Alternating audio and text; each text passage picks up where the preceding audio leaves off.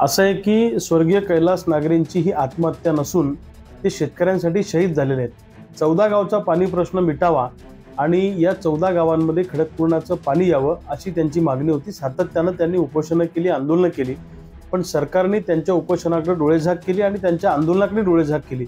त्याच्यामुळे त्यांनी उद्विग्न होऊन टोकाला जाऊन हा निर्णय त्या ठिकाणी घेतला आणि पत्र लिहिलं, चिठ्ठ्या लिहून ठेवल्या, पत्र लिहून ठेवले आणि त्याच्यानंतर मोठ्या प्रमाणामध्ये अनेक राजकीय नेते त्यांच्या कुटुंबाला भेटायला आले, सत्तेतले नेते आले, विरोधी पक्षातले नेते आले आणि अनेकांनी तिथं म्हणजे प्रसिद्धीसाठी घोषणा केल्या की आम्ही या कुटुंबाची जबाबदारी घेऊ, अशी मदत देऊ, तशी मदत देऊ।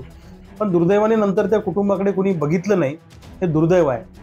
पालकमंत्री महोदयांना माझी विनंती आहे, सरकारला माझी विनंती आहे, मुख्यमंत्री महोदयांना विनंती आहे की स्वाती नागरेंना पुन्हा नवऱ्याच्या पावलावर पाऊल टाकून शहीद व्हायची वेळ आणू नका। सरकारने लक्षात ठेवा, तातडीनं त्यांच्या मुलांच्या शिक्षणाची जबाबदारी आणि त्या कुटुंबाला भरीव अशा पद्धतीची मदत राज्य सरकारनं केली पाहिजे, अशी आमची सरकारला विनंती आहे। अन्यथा स्वाती नागरेंच्या जे काही येणाऱ्या काळातलं आंदोलन आहे त्याच्यामध्ये आम्ही सुद्धा त्यांच्या पाठीशी खंबीरपणे आंदोलनामध्ये सहभागी होऊ। स्वाती नागरेंना आंदोलनाची वेळच सरकारनं येऊ देऊ नये, अशी आमची विनंती आहे।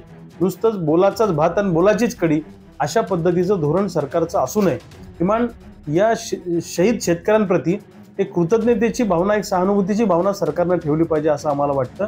आणि जर का सरकारने या कुटुंबाकडे डोळेझाक करण्याचा प्रयत्न केला तर क्रांतिकारी शेतकरी संघटना स्वातीताई नागरेंच्या पाठीशी खंबीरपणे उभी राहील। वेळ प्रसंगी आम्ही रस्त्यावर उतरू।